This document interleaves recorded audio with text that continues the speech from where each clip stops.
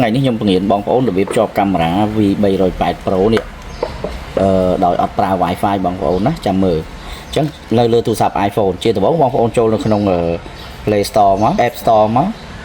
ហើយបងប្អូនវាយយកពាក្យថា V308 Pro នេះ V308 Pro យើងចុចលើហ្នឹងមកនេះហើយកម្មវិធីវាគឺឈ្មោះនេះ V308 Pro ហើយបងប្អូនចុច Scan មកអញ្ចឹងនៅពេលដែលបងប្អូន download ចប់វាចេញសញ្ញា open អញ្ចឹងបងប្អូនចុច open ហ្នឹងមកបងហើយកន្លែងនេះយើងចុច start តាមវាកាលណានោះវាចុច accept read and read agreement មកហើយកន្លែងនេះយើង allow វាទាំងអស់បងប្អូនណា allow វាទាំងអស់យើង allow វាទាំងអស់នេះ allow វាទាំងអស់អញ្ចឹងកន្លែងនេះតម្រូវដោយសារយើងអត់ទាន់មាន account អញ្ចឹងតម្រូវយើងចុច register ដើម្បីបង្កើត account នៅក្នុងកម្មវិធី V308 Pro ហ្នឹងអញ្ចឹងកន្លែងនេះពេលដែលយើងបង្កើត account យើងចំណុចទី1យើងជ្រើសរើសយក location យើងនៅអាស៊ីអញ្ចឹងយើងយកអាស៊ីហើយយើងចុចពាក្យថា confirm មកអញ្ចឹងហើយកន្លែងនេះវាតម្រូវមាន email អញ្ចឹងបងប្អូនត្រូវមាន email មួយណាហើយបងប្អូនយក email បងប្អូនវាយចូលអញ្ចឹងកន្លែងហ្នឹងយើងតម្រូវយើងមាន email អញ្ចឹងឲ្យខ្ញុំ switch ទៅរក email ខ្ញុំវិញណាហើយនេះ Gmail នេះយើងចុចមកហើយកន្លែងនេះយើងចុចលើសញ្ញាដើម្បីមើលឈ្មោះ Gmail យើងពេញ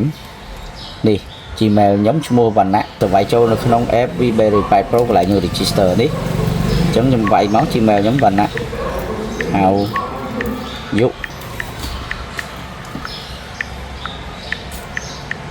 ទៅពីយើងបំពេញ Gmail សុំប្រាប់បងប្អូនថាកន្លែងហ្នឹងបងត្រូវផ្ទៀងផ្ទាត់ជាមួយ Gmail បងឲ្យត្រូវណាឲ្យត្រឹមត្រូវទើបបងប្អូនចុច next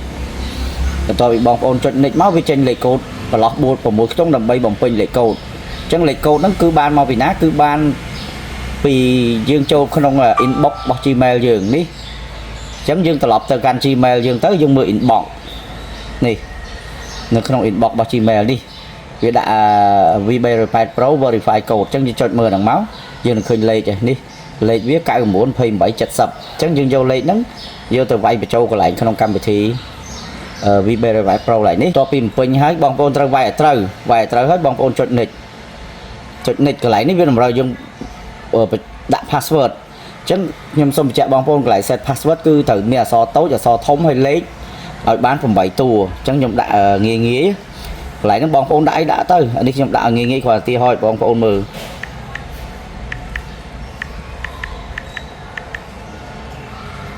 នេះខ្ញុំដាក់ឲ្យងាយនេះជាទីហោរបស់ខ្ញុំហ្នឹងណាអញ្ចឹងបងប្អូនធ្វើបងប្អូនដាក់ password អីដាក់ទៅខាងលើដាក់លេខអីអក្សរអីខាងក្រោមក៏ដាក់លេខហ្នឹងដែរហើយបន្ទាប់ពីយើងបំពេញអញ្ចឹងហើយបានយើងចុចពាក្យថា confirm ក្រោយពីយើង confirm ចប់វានឹងត្រឡប់ឲ្យយើងកន្លែងនេះក៏យើង allow ដែរបងប្អូនត្រូវ allow វាដែរណាហើយកន្លែងនេះបងប្អូនចុច I know ចុច get start ខ្ញុំសូមបញ្ជាក់បងប្អូនតិចដោយសារយើងភ្ជាប់កាមេរ៉ាអត់មាន Wi-Fi យើងប្រើ hotspot របស់កាមេរ៉ាអញ្ចឹងយើងត្រូវបដូរ Wi-Fi យើងនេះចុចកន្លែង Wi-Fi របស់ទូរស័ព្ទ iPhone យើងមកចុចលើវាមកហើយកន្លែងនេះយើងរក search រកមើលពាក្យថា Wi-Fi របស់កាមេរ៉ាអញ្ចឹងកន្លែងនេះ Wi-Fi hotspot របស់កាមេរ៉ាគឺផ្ដើមដោយ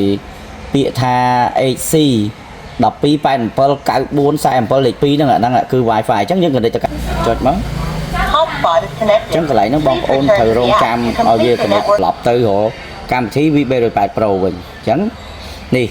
យើងភ្ជាប់ Wi-Fi hotspot កាមេរ៉ារួចហ្នឹងកន្លែងហ្នឹងបងប្អូនអញ្ចឹងបងប្អូនត្រូវចុចសញ្ញាលេខបូកដើម្បីភ្ជាប់ទៅកាន់កាមេរ៉ាកន្លែងនេះបងប្អូនត្រូវចុច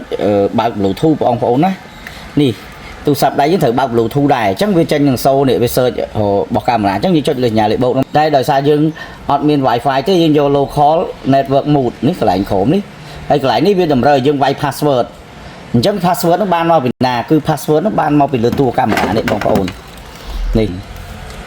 នឹងនេះជាកន្លែង password រ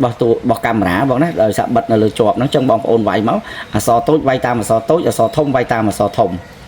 អក្សរ PWD នេះហើយនឹងអក្សរជាភាសាអង់គ្លេសនេះណាបងណានេះអញ្ចឹងកន្លំទី2អញ្ចឹងបងរាប់អក្សរជួរទី1នេះជួរទី2អញ្ចឹង password របស់វាបងពេញ password ហើយបងប្អូនចុចពាក្យថា confirm វានឹងចេញឲ្យយើងវាយ password តខ្លួនពីប្រឡោះហ្នឹងអញ្ចឹងកន្លែងហ្នឹងបងប្អូនដាក់អីដាក់ទៅឲ្យមានអក្សរតូចអក្សរធំនិងលេខឲ្យបាន8តួអញ្ចឹងខ្ញុំដាក់ដូច account password login ដែរក្រុមយើងដាក់អញ្ចឹងដែរពីរហ្នឹងគឺដាក់ដូចគ្នាបងប្អូនណាសូមបញ្ជាក់ឲ្យបញ្ជាក់ទៀតកុំឲ្យខុសគ្នាបើខុសគ្នាវាអត់ឲ្យទេយើងចុចពាក្យថា confirm នេះ chẳng cái lại nó dương rong trăm thì tới tôi dương ngạt mưa khơi nha nè bong ổn chẳng cạp chọp bao nhiêu ban sầm lại chọp nó cứ ọt bá vài phải tê